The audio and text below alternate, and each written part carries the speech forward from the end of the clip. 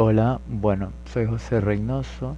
Hoy les voy a hablar sobre la señalética, lo que es su concepto, su función y también les voy a aclarar lo que es la diferencia con la señalización, porque esto suele sonar muy parecido y no son lo mismo. La idea es que podamos entenderlo de forma clara y también usando algunos ejemplos reales de lo que vemos en espacios cotidianos como las escuelas, los hospitales, los centros comerciales, los aeropuertos, etcétera. Empezamos con el concepto de señalética que nos dice que este es un sistema de comunicación visual. Está diseñado específicamente para orientar, informar y guiar a las personas dentro de los espacios determinados. Aquí lo que es la palabra clave es sistema. Esta palabra nos demuestra que simplemente no es un letrero aislado, sino que es un conjunto organizado con una misma línea gráfica, es decir, una misma tipografía, unos mismos colores, unos mismos estilos de icono y sobre todo ubicación coherente. Aquí como ejemplos prácticos les agregué la señalética de, por ejemplo, Farmatodo, la señalética de un hospital y la señalética de un zoológico. En cuanto al concepto de señalización, podemos entender que este es el conjunto de señales normativas o reglamentarias. Ellas van a comunicar advertencias, prohibiciones u obligaciones. Suele ser lo que se conoce como más internacionales. Están más reglamentadas. Estas son las que conocemos ya desde primaria, que vienen siendo la de peligro por el riesgo eléctrico, el extintor, también la de prohibido el paso, o la más universal y común, que es prohibido fumar. Ya estas señales lo que hacen es controlar conductas y reducir el riesgo. Entendemos lo que es la diferencia entre señalización y señalética, ¿ok? Comparándolas así directamente. Entonces, por ejemplo, la señalización ya viene siendo universal, ¿ok? Porque su función principal es reguladora y no necesariamente esta va a reforzar lo que es la identidad visual, mientras que la señalética ya es más específica para cada espacio. Esta sí cumple una función orientadora e informativa y sobre todo va a reforzar la identidad gráfica o corporativa del lugar.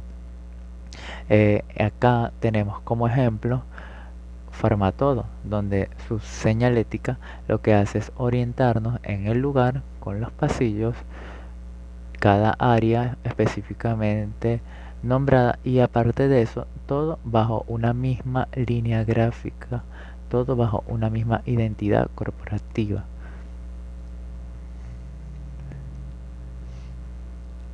La señalización y señalética tienen funciones, como lo dije anteriormente, que van a regular, por ejemplo, la señalización, conductas, va a advertir riesgos, va a indicar prohibiciones u obligaciones, como las que están acá, que son internacionales, mientras que la señalética va a guiar recorridos, va a identificar áreas, va a guiar recorridos, va a identificar áreas y va a mejorar la experiencia del usuario. Acá podemos ver el mapa de un parque donde el usuario simplemente visualizándola puede orientarse antes de ingresar al área, por lo tanto mejora su experiencia. ¿Ok? En esta sección de lo que es la clasificación de las señales, vamos a clasificar de dos maneras. Primero, según su objetivo, es decir, qué función cumple esta señal para el usuario. Y segundo, ya según su colocación. Aquí es cómo se instala esta señal en el espacio y cómo eso va a cambiar lo que es la visibilidad y la lectura.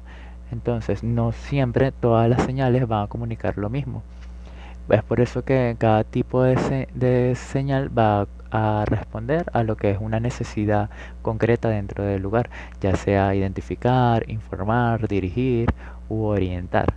Entonces, las señales identificativas van a tener como finalidad nombrar el espacio, identificarlo o, mejor dicho, bautizarlo. Estas simplemente a nosotros como usuarios nos van a confirmar que estamos en el lugar correcto. estamos en el lugar correcto, estas no nos van a indicar ninguna ruta, no nos va a advertir ningún peligro, nada de eso. Simplemente nos va a indicar que estamos en el lugar correcto, como acá, Secretaría de Dirección, acá los baños, acá dirección de asistente, ya puede ser otro que diga laboratorio, biblioteca, dirección, etcétera. Suelen ser ya muy comunes en las instituciones, escuelas, bibliotecas, etcétera. ¿Ok? En cuanto a las señales informativas, el objetivo acá es simplemente proporcionar datos útiles o normas para el usuario.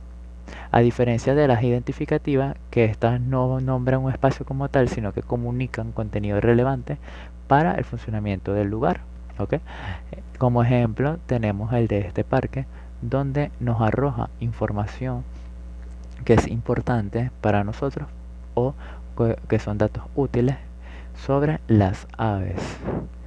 También puede ser que se usen en instituciones con información de horarios de atención, lo que es reglamentos de uso, indicaciones de comportamiento, entre otras.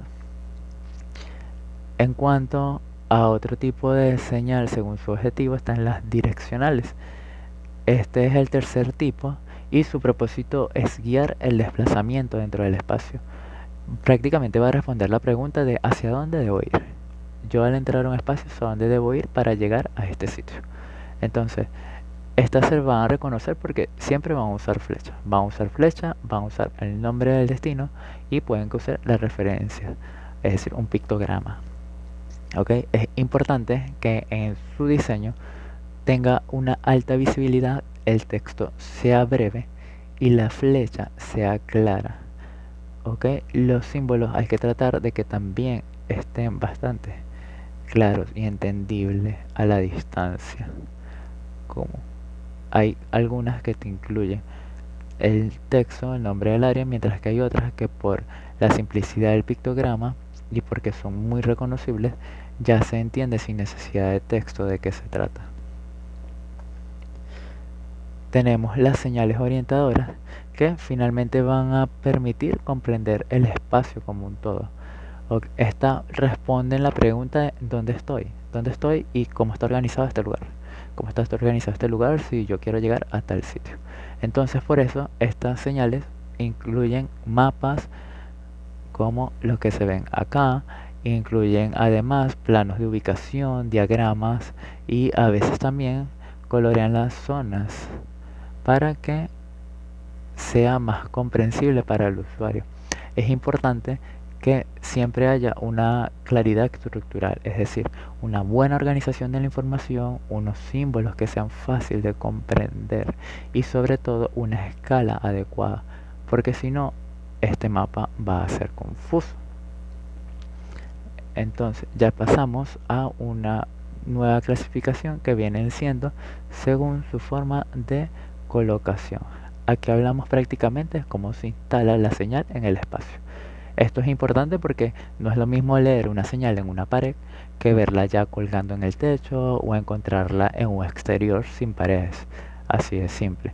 Esta colocación simplemente va a afectar lo que es visibilidad, la distancia de lectura, el ángulo de visión y también el flujo de personas. Por eso es importante tenerlo en cuenta a la hora de elegir el tipo de señal adecuada. Entonces acá tenemos por ejemplo las señales adosadas, que simplemente son las que se fijan en la pared.